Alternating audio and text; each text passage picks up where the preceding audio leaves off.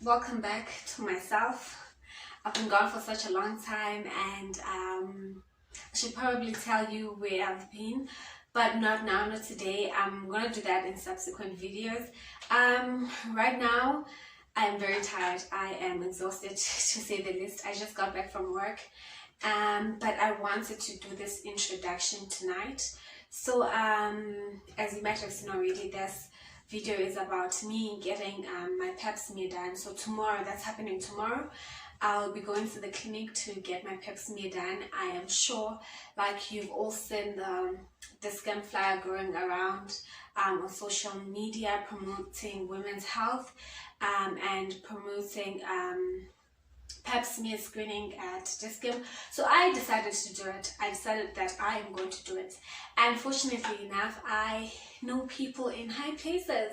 So I have a friend of mine who is a medical student, Melissa. So she managed to set up an appointment for me with one of the nurses at one of the clinics she works at sometimes.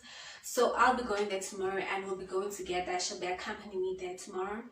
And also what she did was she managed to set up then like an interview with one of the nurses. I'm basically gonna ask her questions around HPV, cervical cancer, and yeah, so the interview with the nurse will be included in this video. I'm probably gonna edit last, and then I'm also gonna film in the nurse's room. Hopefully we'll be allowed to do that. We'll take a video whilst I'm doing the screening, whilst I'm doing the pap smear examination. So I'm hoping that will happen.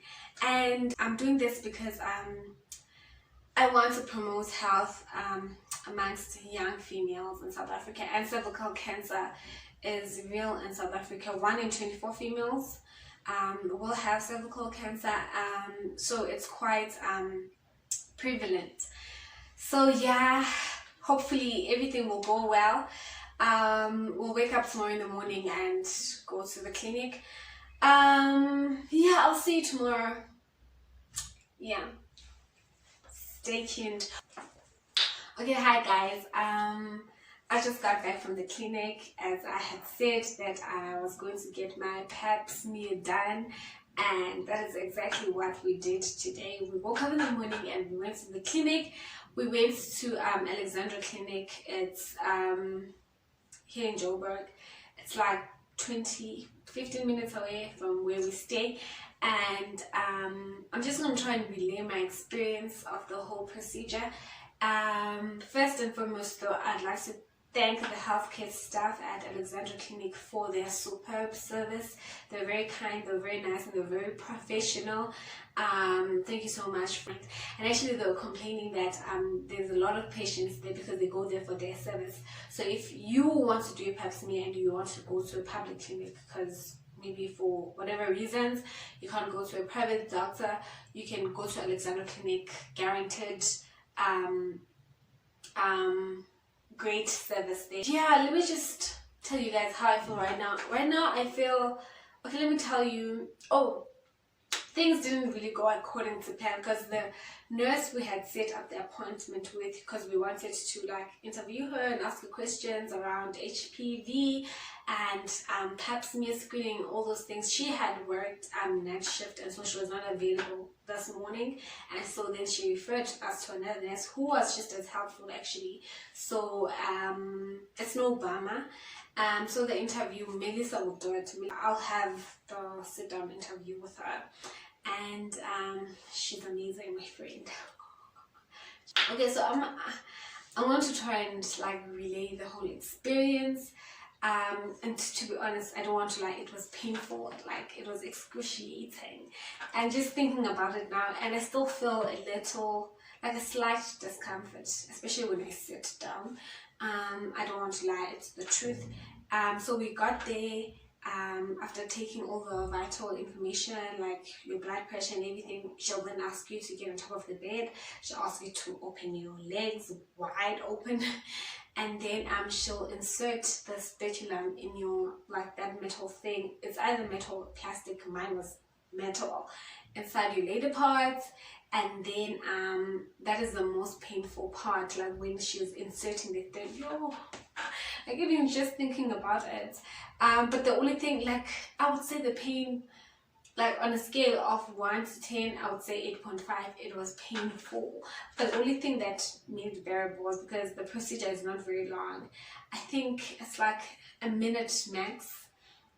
And also the nurse was very kind, like she was so sweet, like, no, you've got this, you're doing well, you're strong, like we're almost done, like yeah. So that's why I didn't cry. Otherwise I was on the verge of tears. That pain. And you like think about people who give birth and everything. And I actually texted my mom, like, Mama, I just had my pap smear done. Have you ever done it? Like, well, she has. She was like, no, several times. And several times, girl, what do you mean? Yo, honestly. But it's a passing pain. It doesn't last for a very long time. Sure, it will be like uncomfortable here and there, but obviously, like, it's a passing pain. And to think about giving birth. But yeah, and then after that you get dressed and that's it. You're not okay. We stayed a bit longer because Melissa was helping the nurse with other stuff, but you wouldn't be in the nurses of like room for more than 10 minutes. Even that's too long. Yeah, that was my experience, and yeah, and I hope this video has been insightful, that it has made you decide to take care of yourself, to go get that screening. Yeah, and also let me tell you, I've said it's painful, but I don't want to scare you. I just want you to know what to expect. And also Melissa had sent me a video of what to expect when I go do it, but I saw the video, but honestly, like, the real experience is almost surreal, the pain. But she did say some people do have like a little spotting, so you might want to wear like a panty liner and stuff when you go. So I was prepared. Yeah, it's for your health. Get it done. And they said the results will be back in like 4 to 6 weeks. Obviously that's a bit long, but maybe that's because it's a public hospital, public clinic. But yeah, that was my experience. It's just discomfort, ne? Okay, relaxness with it. Good, get goodness. Goodness with it. Good, sit up. Good. Now it's coming, right? Okay, good, get. Okay, don't. Just take a deep breath, ne? Good, ne? Good, sweetheart, good. I'm just opening, ne? I'm just opening a little bit, ne, sweetheart? Oh, a little bit, ne, sweetie? Little bit. Good, I got it. I got it. Can I have this, Melissa? Okay. You're such a good girl, ne?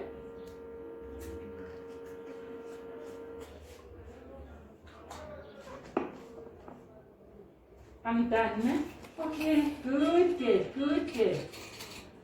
You're such a good girl. Thank you. Mind your phone, ne? It's here. Mind your phone is there. Okay, thank you. Can you open for me? Thank you. Okay, please introduce yourself and tell us what you do. Okay, hi. My name is Melissa. I am a final year medical student. And yeah, in one sentence, that's me. Okay, so today we are discussing HPV, cervical cancer. Can you briefly tell us about the virus and cervical cancer itself?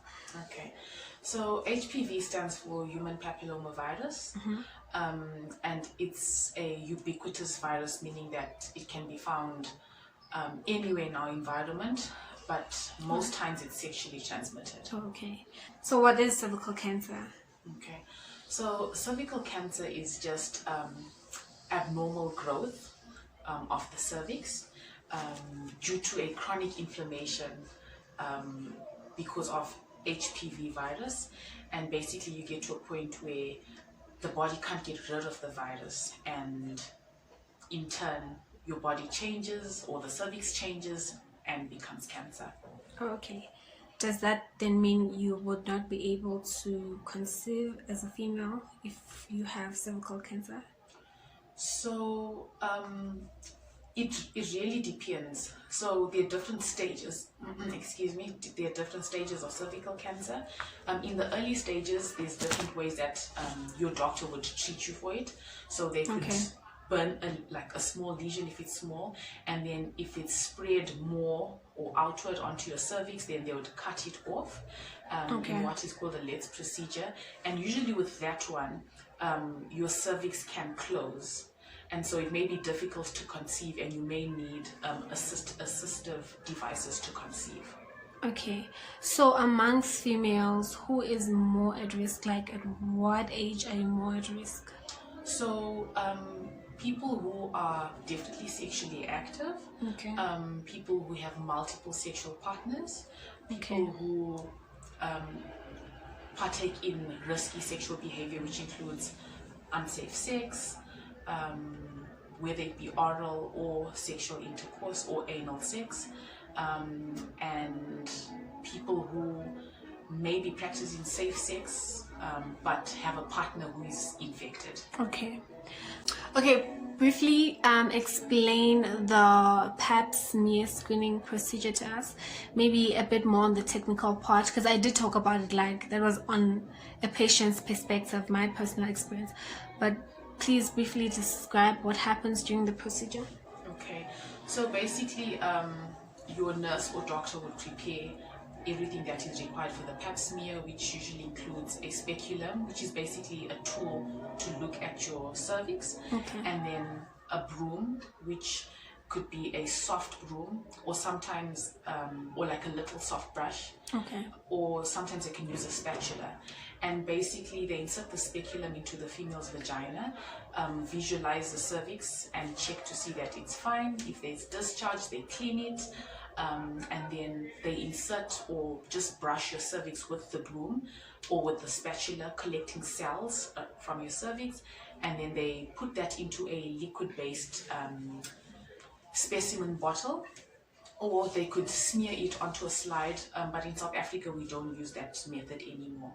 And then once your specimen bottle is labeled with your details, they then send that off to a lab, which will usually take 4 to 6 weeks for your results to be processed.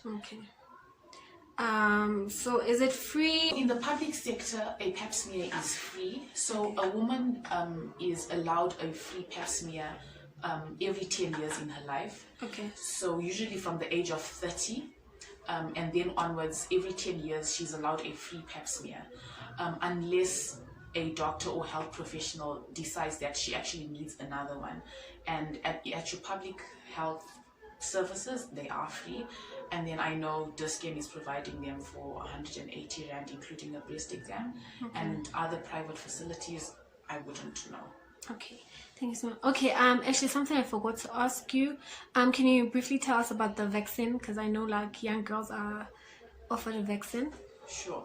So the HPV vaccine basically sensitizes our immune system such that your immune system learns how to fight particles or pieces of the virus, which will not cause an infection or an HPV infection in whoever has received the vaccine. And what this does is, in the event that you are exposed to the actual virus in its live form, you basically, because your immune system has seen, or your immune system can now recognize this virus, and not for the first time, it can immediately initiate an immune response that will get rid of the vaccine. And there are actually many women who have been infected with HPV, but the immune system has been cleared. Some who have not received the vaccine. Okay, so Melissa, in closing, what advice would you give to young women who are in search of healthier, better version of themselves? Okay, I'll start by saying that in South Africa, 22 to 27 women per 100,000 people are infected with HPV and end up having cervical cancer. Okay. And most of the times they present very late, which means that there's not much that healthcare providers can offer to them. And so this early screening, or frequent pap smears basically mean that if there is something going on, it can be picked up early and cervical cancer can basically be prevented. Okay. Currently, South Africa has per year over 5,000 deaths owing to cervical cancer, which are definitely preventable. And so my advice to all the ladies out there is to love themselves, to value their health, because your health is your wealth. Okay, so thank you so much for watching. I hope this video was insightful. Cervical cancer is real in SA, but it's preventable. So let's do our best. Let's take care of ourselves. Let's take care of our health and our bodies and do the right thing. Yeah, good luck if you want to do it. It's really something that must be done. It's uncomfortable, it's painful, but it's for the best. And yeah, all the best. Thank you so much for watching. If you want to share this video, please feel free. Also feel free to subscribe, like it, and I'll see you next time.